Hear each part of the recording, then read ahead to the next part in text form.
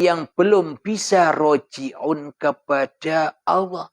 Neraka itu ada ketika manusia masih mentuhankan dirinya sendiri, masih mentuhankan hawa nafsunya, masih mentuhankan iblis dan setan di hatinya. Saat itulah neraka sudah berkobar dan menyala-nyala.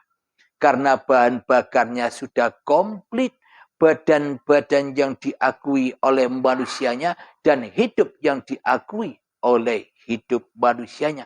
Itulah bahan bakarnya untuk membakar isi hati manusianya dengan ketakutan demi ketakutan, dengan keresahan demi keresahan, dengan kegundahan demi kegundahan, dengan merana demi merana.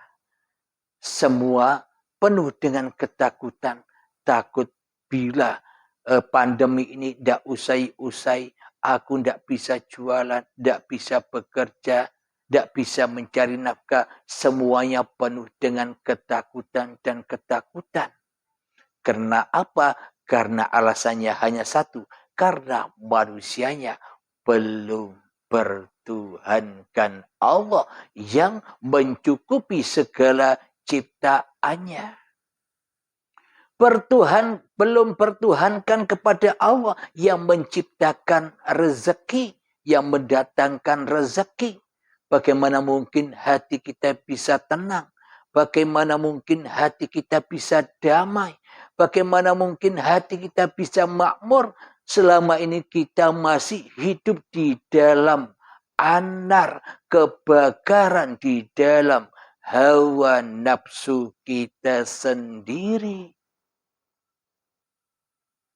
Selamanya kita akan tersiksa dan tersiksa.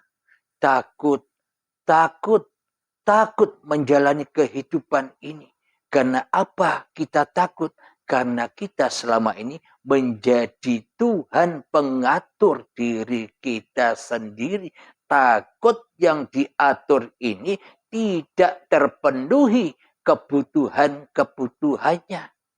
Kita selama ini mengesampingkan Allah yang Maha mengatur. Kita selama ini tak yakin.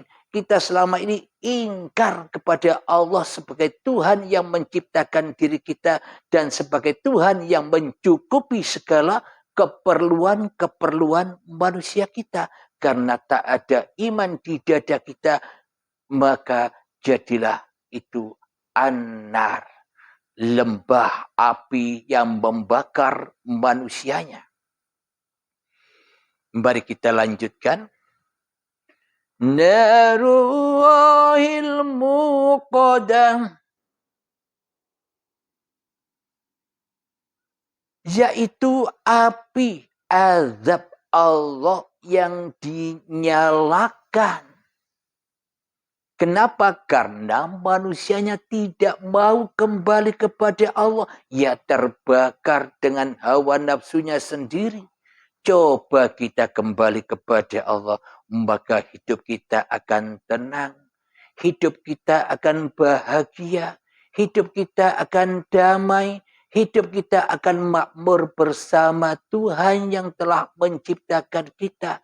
Dan bersama Tuhan yang mencukupi segala kebutuhan-kebutuhan kita. Serta Tuhan yang menjaga kita. Tuhan yang memelihara kita. Baik dohir dan batin. Badan dipelihara. Jeroan-jeroan tubuh kita pun juga dipelihara oleh sang pemiliknya. Bagaimana mungkin kita bisa memelihara sementara kita bukan pemiliknya? Maka kita selalu dilanda kesedihan, kesakitan, ketakutan hati selalu dengan apa yang kita lakukan selama ini. Mari kita lanjutkan kembali. Allati tattali'u 'alal afidah, yang membakar sampai ke hati. Nah, jelas sudah mana mana dan di mana neraka itu berada. Sekarang atau besok. Yang dibakar oleh Allah bukan badannya, tapi hatinya yang dibakar. Jiwanya yang dibakar. Nyawanya yang disiksa. Rohnya yang diubek-ubek oleh anar. Kenapa? Karena nyawa, karena jiwa, karena hati, karena roh selama ini masih dirajai, dituhani oleh diri kita sendiri, oleh hawa nafsu kita sendiri, maka dibakarlah, terbakarlah sampai ke hati kita selama ini. Inilah bukti yang sangat nyata, simpel, logika bahwa sesungguhnya neraka itu di mana adanya. Anda jawab sendiri di masing-masing hati Anda, wahai sahabat-sahabat. Kita lanjutkan kembali. Innaha alaihim muqsadah. Sungguh api itu ditutup rapat atas diri mereka. Jelas lagi ini. Jadi api itu apa? Ditutup oleh diri mereka sendiri. Maknanya yang jadi Tuhan. Maknanya yang merasa wujud. Maknanya yang merasa hidup. Maknanya yang merasa berkuasa. Maknanya yang menjadi raja di rajanya. Kehidupan dan badan ini masih manusianya. Sehingga tertutuplah api-api itu membakar jiwa-jiwa manusianya. Inilah buktinya bahwa siksa kubur, siksa neraka bukan siksa badan, tapi yang disiksa jiwanya. Kenapa manusia mayoritas menyangka neraka itu adanya besok, yang disiksa itu badan-badannya? Ada yang dicor, ada yang dipotong-potong, ada yang dipenggal-penggal, ada yang disetrika. Itu semua siksaan-siksaan badan. Akan tetapi di sisi Allah, Allah hanya memandang hatimu. Dan hatimulah yang disiksa ketika dirimu merasa mentuhani kehidupan dan mentuhani badan-badan ini, serta mentuhani seluruh aktivitas-aktivitas kehidupan ini selama ini. Subhanallah, maha besar Allah. Maha benar Allah dengan segala firman-Nya. Mari kita lanjutkan. Fi amadin mumaddadah. Sedang mereka itu diikat pada tiang-tiang yang panjang. Jadi kalau dibahas secara syariat, ya tiang-tiang seperti tiang bambu, tiang-tiang kayu. Karena yang memahami masih duduk di dalam kemanusiaan, ya artinya yang diartikan, yang dimengertinya, dan yang dipahaminya, ya serba badan, ya serba syariat. Akan tetapi bila kita kaji secara hakikatnya, sedang mereka itu diikat pada tiang-tiang yang panjang itu bagaimana maknanya? Tiang-tiang yang panjang itu maknanya panjang angan-angan, panjang mimpi-mimpi, panjang cita-cita, panjang keinginan, sehingga diikat lehernya di situ, harus memenuhi segala apa yang dicita-citakan, harus memenuhi segala apa yang diimpi-impikan. Itu yang dimaksud, sedang mereka itu diikat pada tiang-tiang yang panjang. Bukan bambu, bukan kayu. Allah babakan hati, bukan babakan dohir. Berarti tiang-tiang yang panjang itu panjang angan-angannya. Karena tiang yang berdiri di dalam diri manusia masih hayyun, masih urip, masih hidup manusianya. Yang berasa, merajai, dan berkuasa atas diri manusianya. Subhanallah, Maha besar, Maha benar, Maha suci, Maha mulia Allah dengan segala firman-firman-Nya. Alhamdulillahirabbil alamin. Semoga saya dan semoga kita semua senantiasa selalu ditunjuki oleh Allah jalan lurusnya. Semoga kita selalu bisa membaca ayat-ayatnya Allah. Selalu membaca kitab sucinya Allah. Di mana ayat-ayatnya Allah itu berada. Di mana kitab-kitab sucinya Allah itu berada. Mereka ada di dalam uripe Allah sendiri. Di dalam kesucian Allah sendiri. Di dalam keakbaran Allah sendiri. Di dalam kemuliaan Allah sendiri. Di dalam keagungan Allah sendiri. Di dalam kasih sayang Allah sendiri. Jadi bila kita masih ada, pasti Allah tak ada bagi kita. Tapi bila Allah yang ada, maka diri kita tak ada jua bagi kita. Jadi yang dimaksud menyembah, jadi yang dimaksud mengabdi, jadi yang dimaksud Habibullah itu adalah ketika di dalam dada kita cinta Allah lebih nyata daripada cinta manusianya kepada Allah.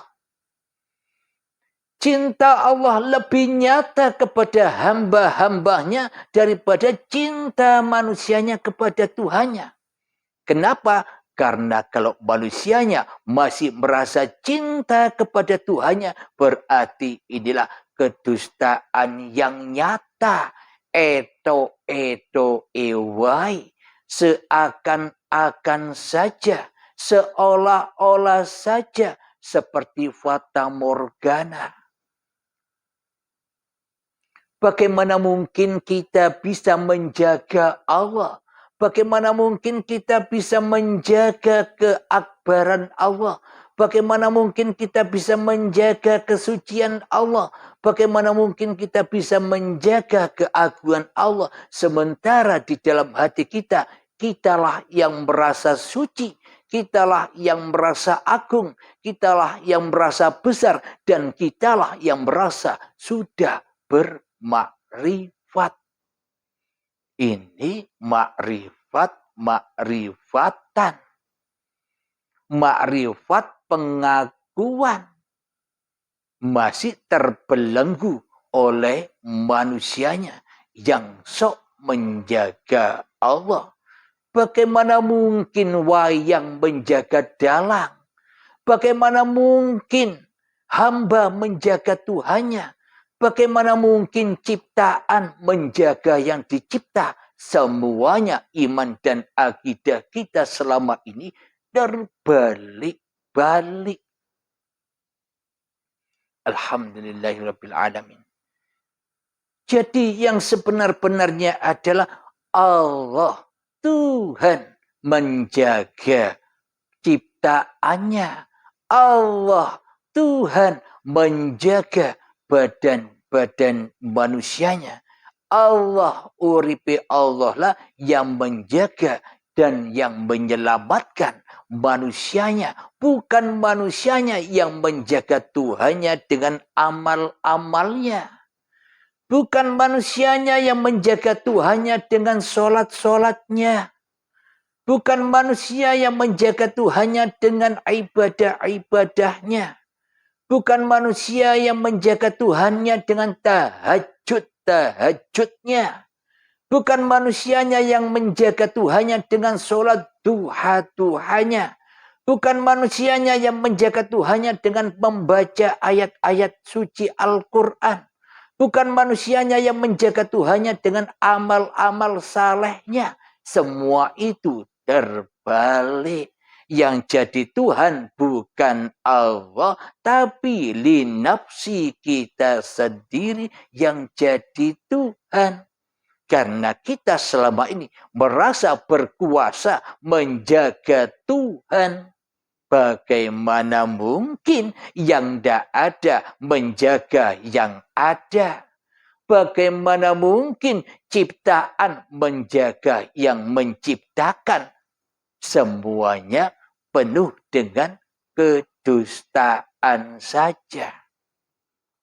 Ini bagi kawan-kawan, bagi para sahabat yang sudah berbaiat pasti memahami ini.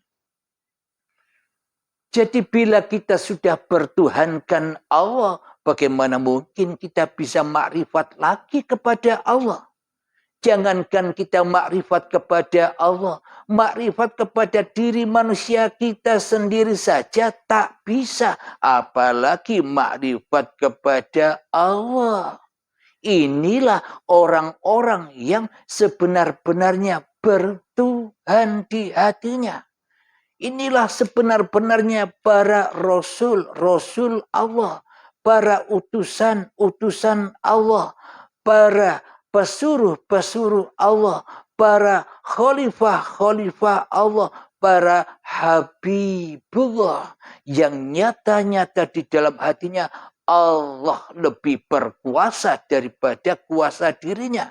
Allah lebih wujud daripada kewujudan dirinya. Allah lebih hidup dari kehidupan dirinya. Allah lebih berdaya upaya daripada daya upaya manusianya di hatinya.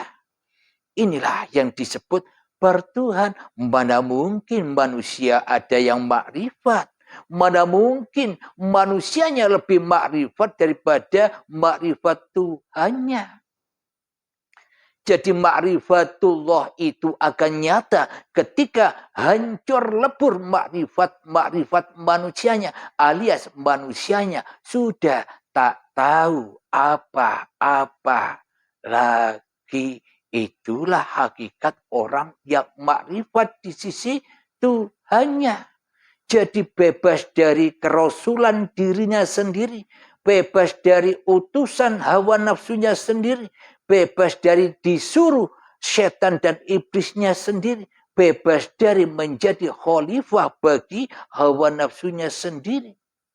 Inilah orang-orang yang sudah bebas lepas seperti burung yang dilepas dari sangkar-sangkar kemanusiaannya. Alhamdulillahirrabbilalamin. Semoga saya pribadi khususnya dan kita semua para sahabat-sahabatku yang kucintai, semoga kita semua berada selalu di jalan Allah. Amin ya rabbal alamin. Sebelum kita akhiri, marilah kita gembahkan sholawat zalimin daf'ul bala agar terjaga hati kita dari kezaliman. Allahumma salli ala sayyidina Muhammad wa ashgi lil-zalimin bil-zalimin. Allahumma salli ala sayyidina Muhammad wa ashgi lil-zalimin bil-zalimin wa akhrijna min bainihim salimin wa ala alihi wa sahbihi ajma'in. Alhamdulillahirrabbilalamin. Allahumma salli ala Sayyidina Muhammad wa ala ali Sayyidina Muhammad. Allahumma ya qadiyal hajat. Allahumma ya mujibad da'wat. Allahumma ya rafi'ad darajat. Allahumma ya muhillal muskilat. Allahumma ya syafiyal amrad, Allahumma ya kafiyal muhimmat, Allahumma ya dafi'al baliyat, Allahumma khtim lana bil iman, Allahumma khtim lana bil islam, bijahi sayyidil mursalin, Rabbana atina fid dunya hasanah wa fil akhirati hasanah wa qina adzabannar. Wa sallallahu ala sayyidina Muhammad wa ala alihi wa sahbihi wa sallam walhamdulillahi rabbil alamin. Akhir kalam. Assalamualaikum warahmatullahi wabarakatuh.